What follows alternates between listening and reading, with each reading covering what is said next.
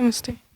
ये गहरी निराशा और श्रद्धा, ये दोनों साथ साथ अगर शरीर भाव में अगर हम हैं तो कैसे बने रहें लगातार। इस हालत में श्रद्धा तो रहती है, पर वो श्रद्धा कभी कभी फ्लक्चुएट होती रहती है, वो लगातार श्रद्धा नहीं बनती, इसीलिए जो निराशा होती है वो भी कभी पूरी नहीं हो पाती है। नहीं, निराशा अगर इसलिए है कि ये चाहिए था नहीं मिला, तो ये निराशा बहुत दूर तक जाएगी ही नहीं।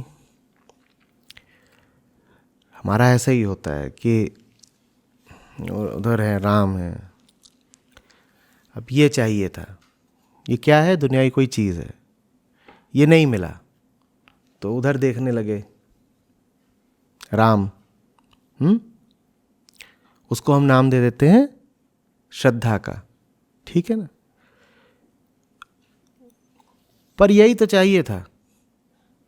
थोड़ी देर में पता चला कि इससे मिलता जुलता कुछ आ गया,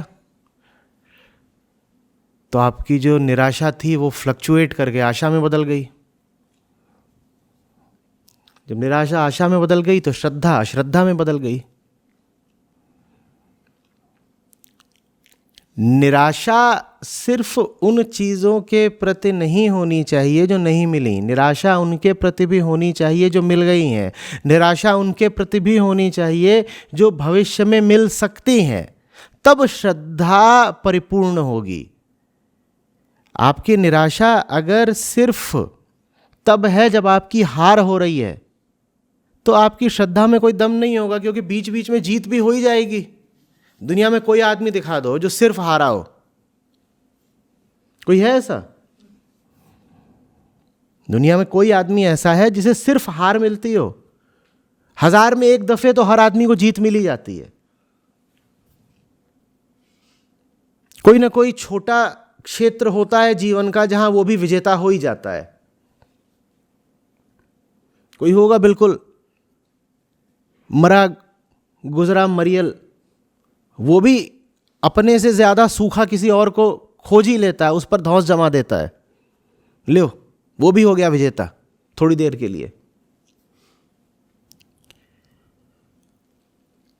सिर्फ निराशा से ही मुंह नहीं मोड़ना है, आशा से भी मुंह मोड़ना है।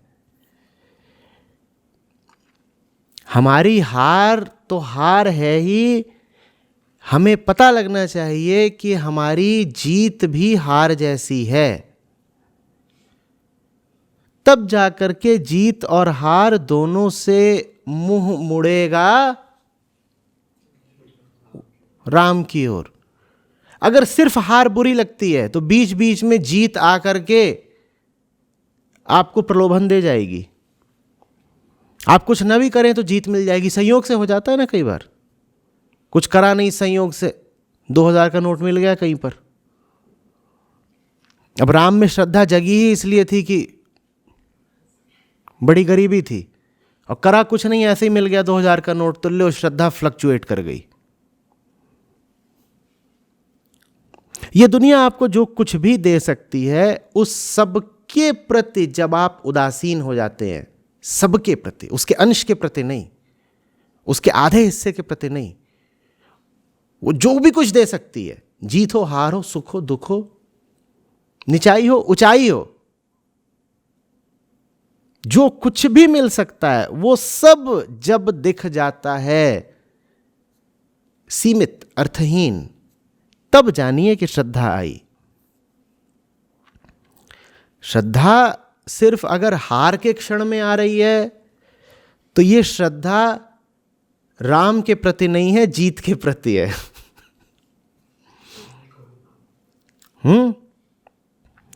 किसी ने पूछा था कि दुख में सुमिरन सब करें, सुख में करे ना कोई। मैंने कहा दुख में बताने वाले ने ये थोड़ी बताया है कि दुख में किसको सुमिरन किया जा रहा है।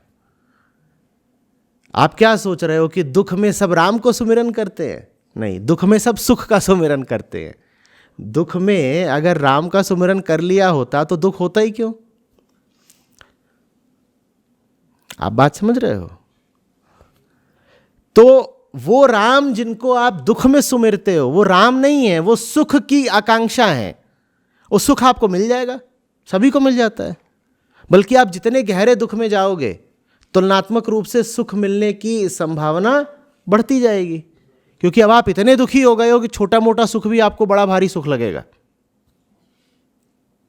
तो सुख आपको मिल ही जाएगा। और सुख मिला नहीं कि राम भूले।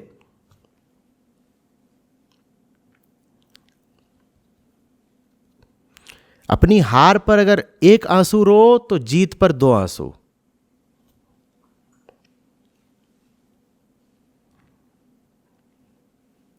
तब भीतर बैराग उठेगा।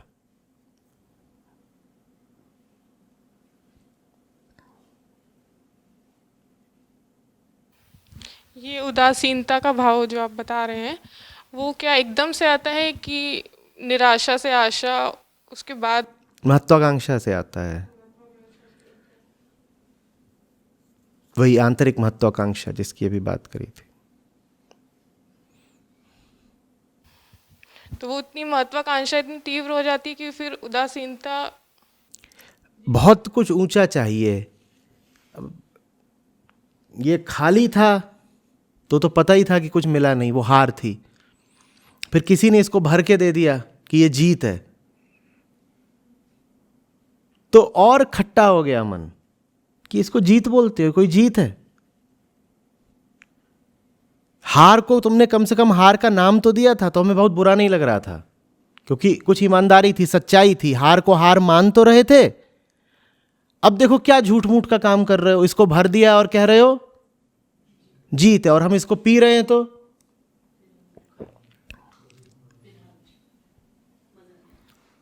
कुछ मिल नहीं रहा, तो काहे की जीत है? ये जीत हमें हार से ज्यादा बुरी लग रही है। ये जीत हमें हार से ज्यादा बुरी लग रही है। जैसे कि कोई झूठा प्रेमी हो, जब तक दूर है तब तक कम से कम उम्मीद है कि पास आ जाएगा तो बड़ा सुख मिलेगा, और वो पास आ गया हो तो वो उम्मीद का सुख भी चला गया। वो दूर था तो कम से कम उम्मीद में सुख था, अब वो पास आ गया है, सर पे खड़ा हो गया है, तो उम्मीद से, कल्पना से भी जो सुख मिल रहा था वो भी चला गया। हार में 1 आंसू था, जीत में 2 आंसू। दूरी में 1 आंसू था, निकटता में 2 आंसू।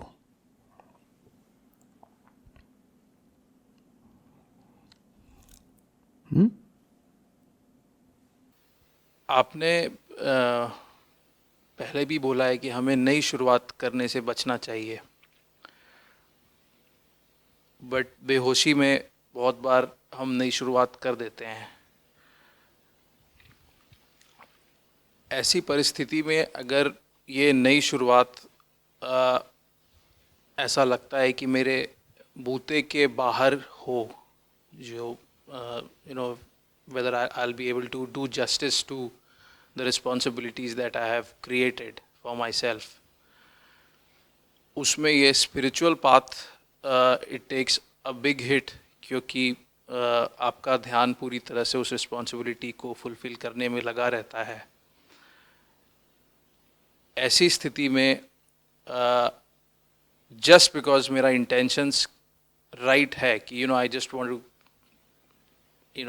get done with this and and I'm not going to take anything else, but I don't know if I have the capability of accomplishing it, completing it.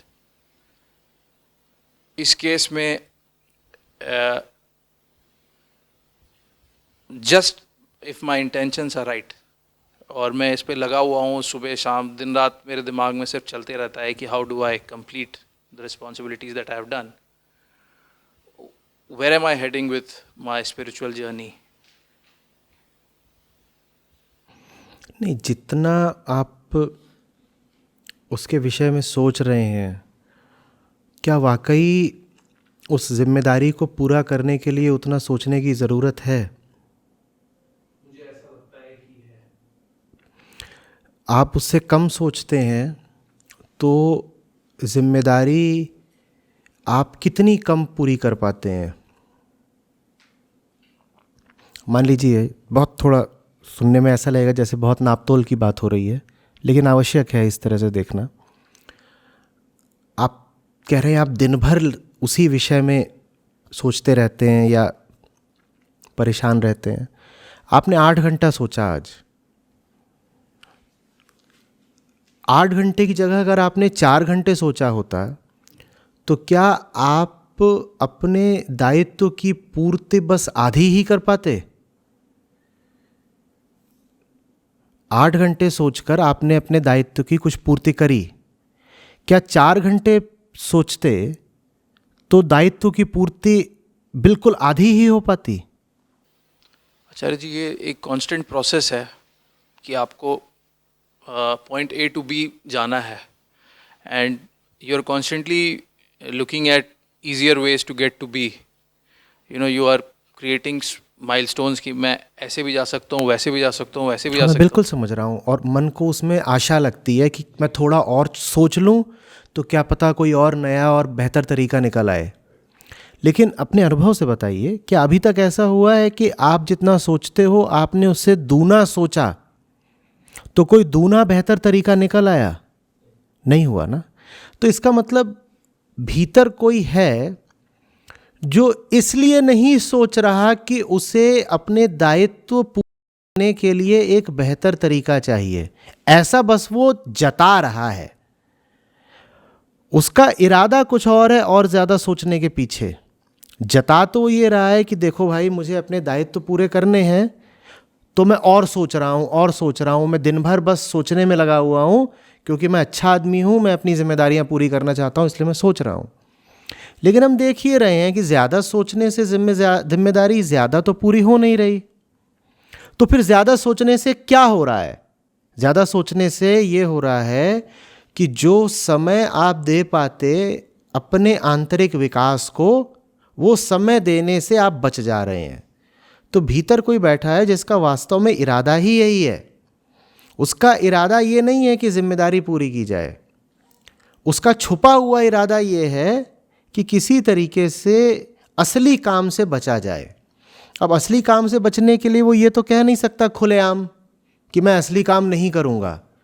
तो वो क्या जताता है, वो प्रदर्शित क्या करता है? वो प्रदर्शित ये करता है कि साहब मैं तो अपनी जिम्मेदारी पूरी करने के लिए, बच्चा है, मोटा हो गया बहुत ज़्यादा, ठीक है, शाम को माँ कह रही है जाओ खेल के आओ,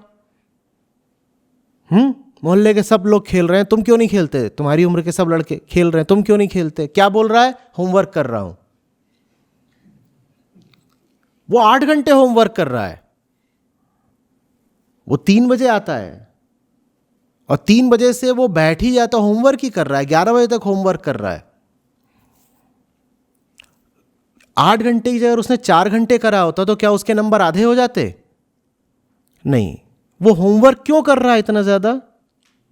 क्या वो बहुत ज्यादा जिम्मेदार छात्र है, होनहार विद्यार्थी है? उसे बाहर नहीं जाना, वो किसी चीज से बचना चाहता है और उसके लिए वो होमवर्क का सहारा ले रहा है।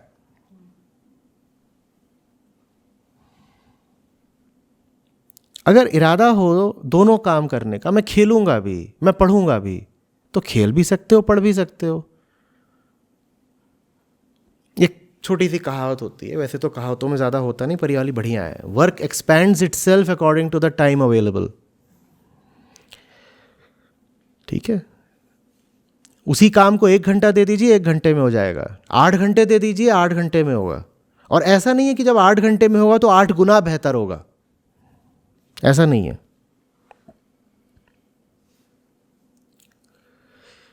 आप जब अपनी उत्तर पुस्तिका लिखते थे परीक्षा में, ठीक है, मान लीजिए 3 घंटे का है पूरा पर्चा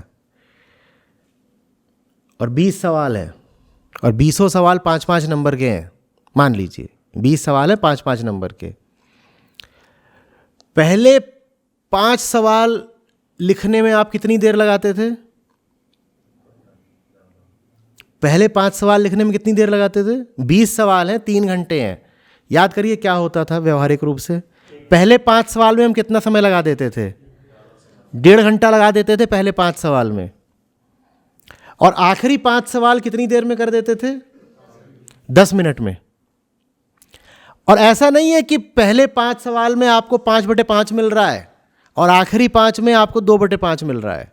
बस बात इतनी सी है कि तब लगता था अभी तो 3 घंटे आराम से करो, फिर जब देखते थे 2 घंटे बीत गए हैं, सवाल करें कुल 5, तो हालत होती थी टाइट, और फिर धड़ल्ले से कलम चलती थी खटाखट खटाखट, और आखिरी सवाल तो कुल मिला के 1.25 मिनट में कर दिया। कर दिया कि नहीं कर दिया?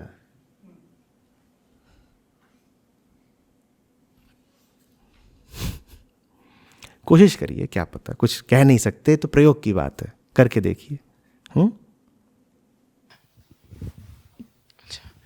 डिस्टर्बेंस और पीस साइमल्टेनियसली एग्जिस्ट कर सकते हैं।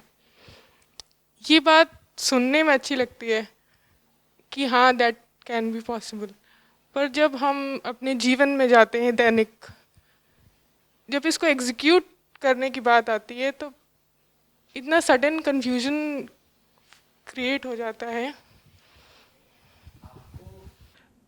ये एग्जीक्यूट नहीं करना है कि ये दोनों साथ साथ रहें या क्या है, आपको एग्जीक्यूशन को एग्जीक्यूशन की जगह पर होने देना है। एग्जीक्यूशन का अर्थ होता है कर्म। एग्जीक्यूशन का मतलब होता है कुछ हो रहा है, जो हो रहा है वो होने वाली जगह पर ही हो। आप अपनी जगह पर रहें। आप ये 2 चीज़ों को मैनेज नहीं कर सकते। आप सोच रहे हो मैं पीस और डिस्टर्बेंस को मैनेज करूंगा, नहीं। पीस इतनी बड़ी चीज़ है कि आपको उसको मैनेज नहीं करना है, आप कर ही नहीं सकते। आपको बस अपनी पीस की जगह पर रहना है। डिस्टर्बेंस का खेल तो चलेगा, आपको ये बोलने से बचना है कि मैं डिस्टर्ब्ड हूं, मैं परेशान हूं। वो जो परेशानी है ना, वो मन की रहे। उस सारी परेशानी के बीच में भी एक बिंदु हो सकता है जहां शांति और स्थिरता बनी हुई है।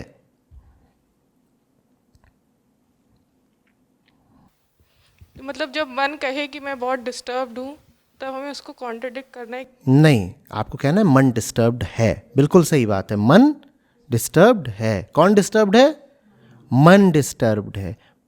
मन डिस्टर्ब्ड है, और बहुत ईमानदारी से कहना है आज मन बहुत परेशान है, आज शरीर बहुत दुख रहा है, आज आंखों में दर्द है, आज किसी ने कुछ कह दिया, चोट लगी।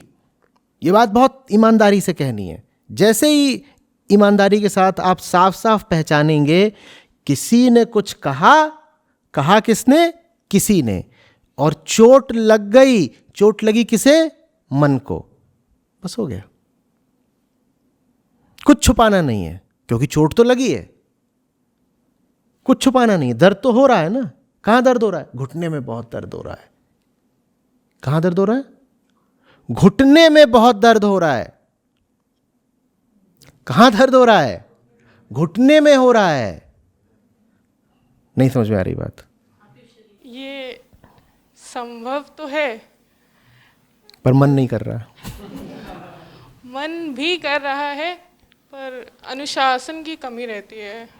लालच ज़्यादा रहता है, क्योंकि अगर सिर्फ घुटने में दर्द हो रहा है तो आपको रोने का फिर मौका नहीं मिलेगा ना, और घुटने की कोई मांग होती नहीं ज़्यादा। लेकिन जब घुटने का दर्द अपना दर्द बन जाता है तो हमें मुआवजा मांगने का हक मिल जाता है, स्वयं से, जीवन से, दूसरों से। ये लालच रहता है दूसरे के दर्द को नाहक अपना बनाने में। समझ में आ रही बात? तो इस लालच के मारे हम ऐसी चीज़ों के साथ भी तादात्म्य कर लेते हैं जिनसे हमारा कोई बहुत मतलब होना नहीं चाहिए। आंख में दर्द है भाई, तुम हट्टे कट्टे हो, तुम कौन हो? इसका जवाब हम देते नहीं। इसका जवाब दे दिया तो हम भी परेशान और बीमार हो जाएंगे। क्योंकि जवाब भी मन ही देगा शायद। जवाब मन ही देगा, अपने हिसाब से देगा। कोई ना कोई छवि बना लेगा, आकार बना लेगा, और जो कुछ भी वो बनाएगा उसमें चोट लग सकती है। बेकार में चोटिल होने का शौक है क्या? अगर चोट नहीं खानी तो अपने आप को आकार मत दो। अगर बदनाम नहीं होना तो अपने आप को कोई नाम ही मत दो। अगर परेशान नहीं होना तो अपने आप को कोई हस्ती ही मत दो। मतलब तर्क वितर्क की अगर स्थिति उत्पन्न हो रही है तो उदासीन हो जाना चाहिए। तर्क कर रहे हैं वो कर रहे हैं, आप बैठे हुए हो ट्रेन में, सामने दो बहस कर रहे हैं जोर जोर से, सुन लो, मुफ्त का मनोरंजन है। तुम क्यों उसमें घुस रहे हो?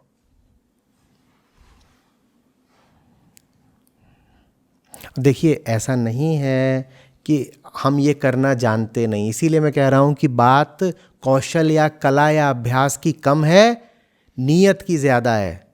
घुटने में दर्द बहुत था, जब परीक्षा लिख रहे थे तो घुटना याद भी आया।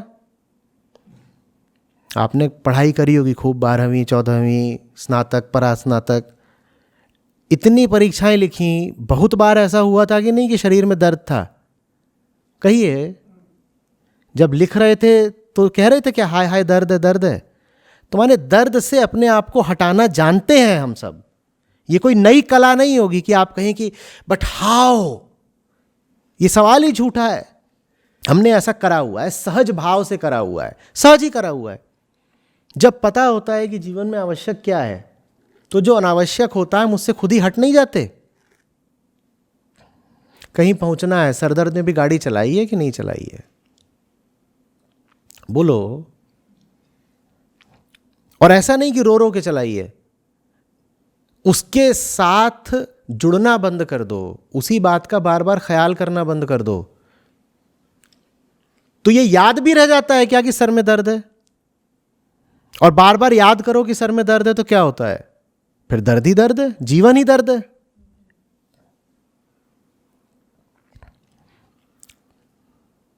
अच्छा चलो, नहीं मान रहे, सो जाते हो तो सर दर्द कहां जाता है?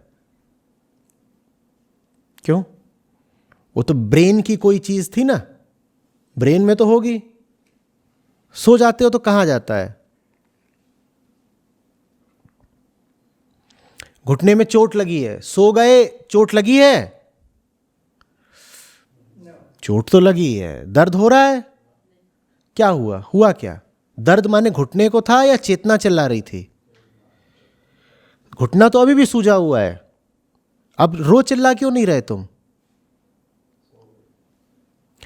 तो जगते जगते भी ऐसे सोया जा सकता है। ऋषियों ने इसी को कहा है जागृत सुषुप्ति। जगते समय भी जगत के प्रति वैसा रहो जैसा सोते समय रहते हो, जागृत सुषुप्ति। उसी को कबीर साहब ने जीवित मृतक भी बोला है कि जीते जी भी ऐसा है जैसे मुर्दा होता है। इसका मतलब यह नहीं है कि वो एकदम, इसका मतलब यह है कि तुम उसका कुछ बिगाड़ नहीं सकते, तुम उसे प्रभावित नहीं कर सकते।